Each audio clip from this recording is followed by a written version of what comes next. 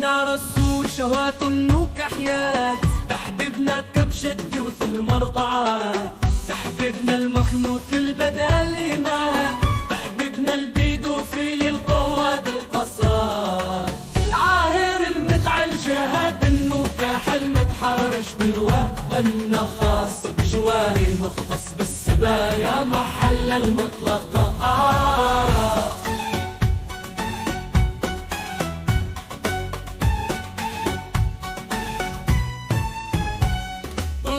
الدبر علينا من يومها حياتنا تفوح بالخراب، اشبع رواية عن زب محمد والبول البعيران، جنونا بكبتو نكراب وكان نجم وميت في المقبرة، عاموا يقرأوا على جمجمته المضغوطة للعهرة.